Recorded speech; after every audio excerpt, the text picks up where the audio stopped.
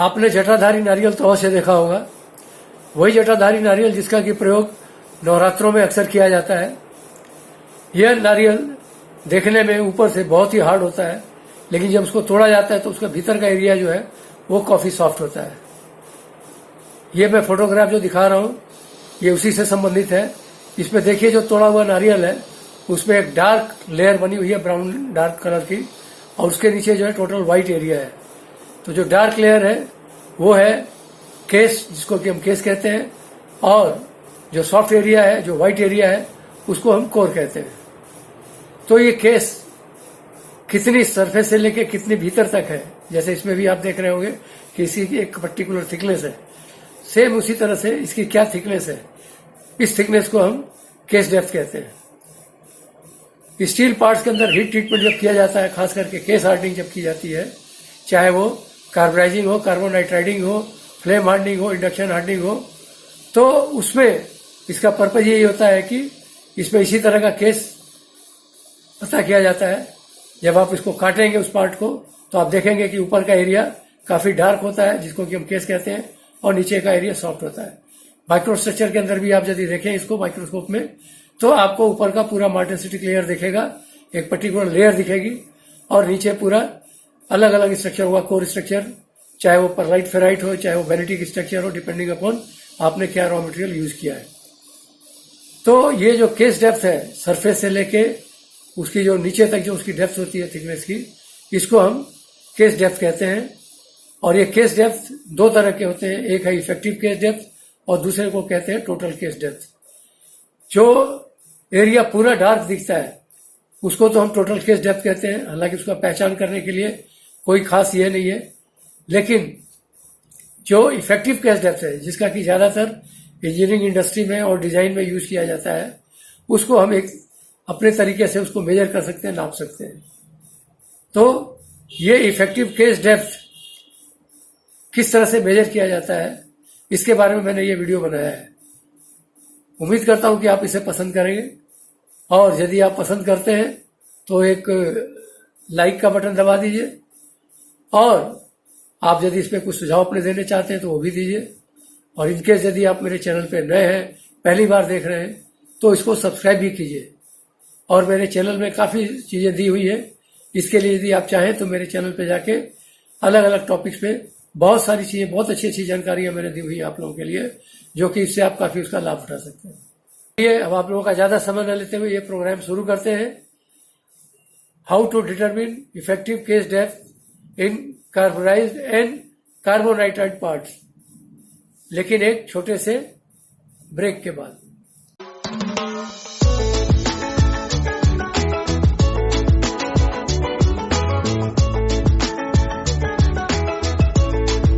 नमस्कार साथियों, metallurgical quality control series 2 के पार्ट 7 में मैं जगदीश चौबे आप सबका अपने चैनल जगदीश चौबे पे स्वागत करता हूं।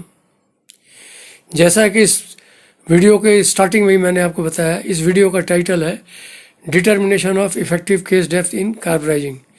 मीन्स कार्बोनाइजिंग हीट ट्रीटमेंट के अंदर उसका case depth, effective case depth कैसे पता किया जाता है, इसके बारे में मैं इस वीडियो में आप लोगों को बताने वाला हूँ। तो चलिए आगे बढ़ते हैं।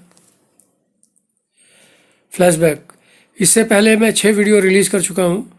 पार्ट 1 जर्मनी हार्डनेबिलिटी के ऊपर, part 2 Erichsen cupping test, part 3 Charpy impact test, part 4 Izod impact test, part 5 inclusion rating of steel, और पार्ट 6 ऑस्टेनिटी ग्रेन साइज। यदि आपने ये वीडियो न देखे हो तो आप मेरे चैनल पर जाकर इसको दोबारा देख सकते हैं, क्योंकि इसमें काफ़ी अच्छी अच्छी इन्फॉर्मेशन दी हुई है जो आपको आगे काम आएंगी। मैं क्या क्या कवर करने वाला हूँ इस वीडियो में। पहला पॉइंट, सेम प्रोटोकॉल है। पर्पस, टेस्ट इक्विपमेंट क्या यूज होते हैं, टेस्ट मेथड एंड प्रोसीजर्स क्या है, उसके क्या क्या प्रिकॉशंस लेने पड़ते हैं ड्यूरिंग टेस्टिंग, और last problems and their possible solution. So purpose, the purpose of determining effective case depth in carbonized and carbonitrided parts of steel is to verify and confirm the ECD as specified by the designer depending upon the part application। कहने का मतलब कि carbonising and कार्बोनाइट्राइडिंग दोनों ही के case में designer ने application के हिसाब से उस पार्ट का क्या एप्लीकेशन है, जो भी इफेक्टिव केस डेप्थ स्पेसिफाई किया हुआ है उसको हम पता करते हैं कि जो पार्ट बन रहा है, जो हीट ट्रीटमेंट हो रहा है, उसकी इफेक्टिव केस डेप्थ एज पर डिज़ाइन रिक्वायरमेंट है कि नहीं है।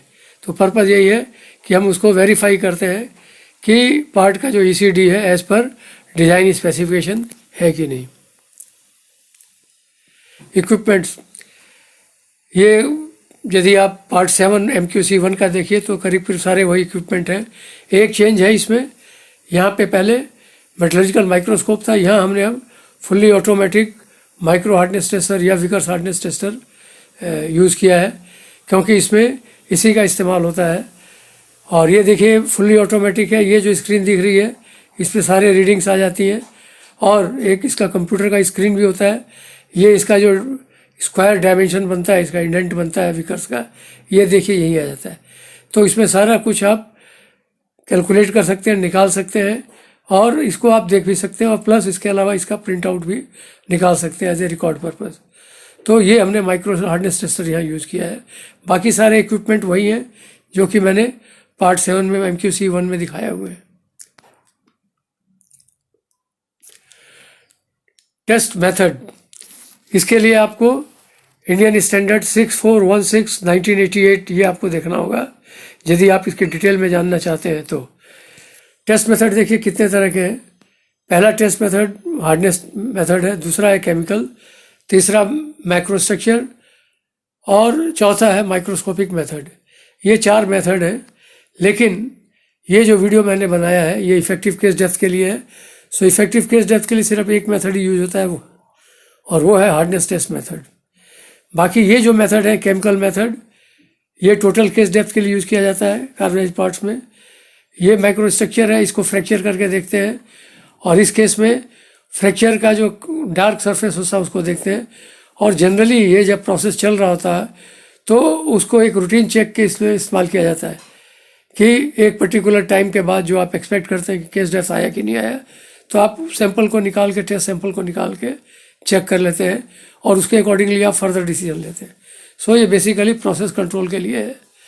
और तीसरा जो है माइक्रोस्कोपिक मेथड, ये माइक्रोस्कोप के अंदर देखा जाता है। इसमें माइक्रोस्ट्रक्चरली जो उसका स्ट्रक्चर है वो हम देखते हैं कि सरफेस से लेके और कोर आते आते स्ट्रक्चर में क्या क्या चेंज होते हैं, और वो पॉइंट जहाँ पे कि इसका माइक्रोस्ट्रक्चर केस का और कोर का पता ही नहीं चल जाता है, एकदम ट्रांजिशन फेज जो होता है उस पॉइंट को हम उसका टोटल डेप्थ कहते हैं।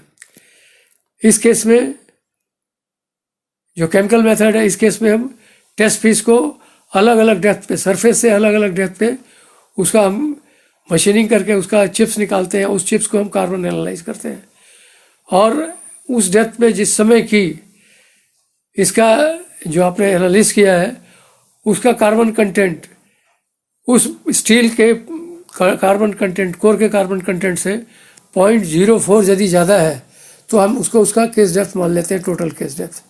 मतलब जब आपने इसको किया, चेक किया, अलग अलग पॉइंट पे चेक किया डेप्थ के हिसाब से, और जिस पॉइंट पे भी यदि मान लीजिए उसका 0.20 बेस कार्बन स्टील है, तो जहाँ पे 0.24 आ गया कार्बन चेकिंग में, तो उसको हम कहते हैं कि वो उसका टोटल केस डेप्थ है। तो ये 3 तरीके हैं, लेकिन मेरा जो कंसंट्रेशन है इस वीडियो में बेसिकली इफेक्टिव केस डेप्थ के लिए, तो मैं इसके बारे में ही आपसे आगे डील करूँगा। डिटेल देखना है, मैं फिर आपको बोल रहा हूँ, इंडियन स्टैंडर्ड 6416 1988 देखिए, इसमें इन सारी चीज़ों के बारे में, इवन माइक्रोस्कोपी को ये तीनों मेथड, इसके बारे में भी काफ़ी डिटेल में जानकारी दी हुई है। Procedure same procedure and test method, Indian standard वही है। इसको आपने पहला इसका प्रोसीजर है, उसमें है सैंपल प्रिपरेशन। कोई भी चीज़ आप चेक कीजिएगा तो उसका कार्बोनाइज पार्ट जो होगा उसका सेक्शन काट के, और जो सेक्शन एरिया है, जो कट एरिया है, उसके ऊपर आप माइक्रो वगैरह बनाते हैं, और वो प्रोसीजर करीब करीब सेम है जो मैं पहले भी कई बार बता चुका हूँ। कटिंग है, बेल्ट ग्राइंडिंग है, एमरी पेपर ग्राइंडिंग है, फिर माउंटिंग है, पॉलिशिंग है, और इसमें एचिंग करते हैं, 2% नाइट्रल से एच करते हैं, और उसके बाद माइक्रोसेपल आपका जो है वो रेडी होता है हार्डनेस टेस्ट चेक के लिए, क्योंकि इसको आपने माइक्रो हार्डनेस टेस्टर पे चेक करना होता है। प्रोसीजर कंटिन्यूड है। क्योंकि मैं सिर्फ इफेक्टिव केस डेप्थ के बारे में बात कर रहा हूँ, तो जो हार्डनेस टेस्ट मेथड है उसके बारे में मैं डिटेल बता रहा हूँ। इस केस में जो भी आपका प्रिपेयर्ड सैंपल है उसका जो पॉलिश सरफेस है उसको आप टॉप पे रखते हैं, और जो उसकी रिक्वायरमेंट है डेप्थ की और उसके अलावा जो लोड आप अप्लाई करते हैं वो यहाँ पे अप्लाई करते हैं। Apply the desired load at A distance mention in slide number 9। ये अगले स्लाइड में मैंने दिखाया हुआ कि किस किस डिस्टेंस पे कैसे कैसे आपने उसका हार्डनेस इंडेंट लेना है। उसके बाद उसको आप चेक करते हैं विकर्स स्केल पे, और check hardness at equal distance from the surface as shown in figure B में ही हमने दिखाया हुआ है, नेक्स्ट स्लाइड में आपको मिलेगा। और फिर ये आप इसका प्लॉट करते हैं, हार्डनेस प्लॉट करते हैं, ये फिगर सी, ये भी आपको नेक्स्ट स्लाइड में मिलेगा। तो इस स्लाइड में मैंने सिर्फ आपको एक फिगर दिखाई हुई है टोटल केस डेप्थ। ये देखिए एरो से मैंने दिखाया हुआ है, जो टोटल एच एरिया जो डार्क एरिया देख रहा है उसको हम मेजर करते हैं माइक्रोस्कोपिकली, और उससे हमें पता चलता है कि इसका टोटल केस डेप्थ क्या है। तो हार्डनेस के चेक के में हम इसके ऊपर फर्दर हार्डनेस चेक करते हैं, जैसे मैंने यहाँ आपको बताया हुआ है कि अलग अलग लोडिंग कंडीशन है। ये अगली स्लाइड में आएगा। ये देखिए, ये मैंने दिखा रखा है। ये मान लीजिए इसका ये टॉप सरफेस है, ये सैंपल है पूरा, और टॉप सरफेस से हम इसको कट सेक्शन पे हम ये देखते हैं डेप्थ के हिसाब से, और ये अलग अलग डेप्थ है D1, D2, D3, और ये दो बैंड में देखा जा रहा है। ठीक है, एक बैंड आपका यहाँ से चल रहा है और दूसरा बैंड ये वाला चल रहा है। तो सेंटर के डिस्टेंस S है, और ये D1, D2, D3 अलग अलग लोकेशन पे है सरफेस से। इनके आपस के क्या रिलेशन है वो मैंने यहाँ दिखाए हुए हैं। D1 जो है वो 2.5 टाइम जो इसका डायगोनल का जो स्क्वायर होगा उसके आसपास होता है। जो S है, जो डिस्टेंस बिटवीन टू इंडेंट है सेंटर, वो 3 टाइम्स होता है इसके डायगोनल के। और D2 माइनस D1 जो है, it should not be more than 0.1 mm। तो ये सारी चीज़ें मेंटेन की जाती हैं ड्यूरिंग हार्डनेस टेस्टिंग, और ये आपने मेंटेन करना है। और उसके बाद इसके मेजरमेंट के बाद आप इसको ये ग्राफ प्लॉट करते हैं, hardness versus Vicker hardness versus distance. तो ये देखिए, जैसे ये हमने ग्राफ प्लॉट किया है, ग्राफ का नेचर इस तरह का आता है कुछ। ठीक है, सरफेस पे ज़्यादा होता है, उसके बाद धीरे धीरे हार्डनेस कम होती जाती है। तो जिस भी हार्डनेस पॉइंट पे 550, जैसे ये 550 ppm है, यहाँ पे जो हमें केस डेप्थ मिलती है, जैसे यहाँ इस केस में 0.8 मिल रहा है, तो 0.8 इसकी इफेक्टिव केस डेप्थ हुई। ये 550 जो हम ब्रेक पॉइंट देते हैं इफेक्टिव केस डेप्थ के लिए, कई कई जगह पे हम इसको 513 भी इस्तेमाल करते हैं। ये डिपेंड करता है कि यदि आपका केस ज़्यादा है या केस का मैं खास करके जो कार्बोनाइट्राइडेड पार्ट्स होते हैं उस केस में कस्टमर अलग से स्पेसिफाई करता है कि लोड क्या होना चाहिए। उस केस में यदि देखा जाए तो ये लोड जो है ये 100 मिलीग्राम से लेके और 1 kg तक का भी हो सकता है। तो वो जो कस्टमर आपको स्पेसिफाई करे in case of carbonitriding and nitriding, वो आपको उसके हिसाब से उसको चेक करने का है। लेकिन हार्डनेस का जहाँ तक सवाल है, वो भी वो कस्टमर स्पेसिफाई करता है कि आपको केस डेप्थ जो है 513 पे देखनी है या 560-50 पे देखनी है। ये 513 जो अप्रॉक्सीमेटली 50 HRC के बराबर होता है, और 550 जो है 52.5 HRC के बराबर होता है। तो जहाँ केस डेप्थ ज़्यादा होती है, कई बार उसको डायरेक्टली HRC भी मेजर कर लेते हैं, लेकिन जो स्टैंडर्ड प्रैक्टिस है वो है विकर हार्डनेस टेस्टिंग की। तो हो सकता है कि आपको क्लियर हो गया होगा ये सारा पॉइंट, क्योंकि ये इसका मेजर पॉइंट है जो समझने वाली बात है। ये स्लाइड अच्छी तरह से समझना होगा आपको। प्रिकॉशंस क्या क्या लेते हैं? पहला point, all necessary precautions to be taken in sample preparation. जैसे आप इसके लिए रेफर कर सकते हैं MQC सीरीज का 1 पार्ट 7, यदि ये आप देखें तो उसमें मैंने सारे प्रिकॉशन दिए हुए, इसीलिए मैं अब इसको रिपीट नहीं करूँगा। यदि आपको ये प्रिकॉशंस देखने हैं तो आप MQC 1 पार्ट 7 जरूर देखिए।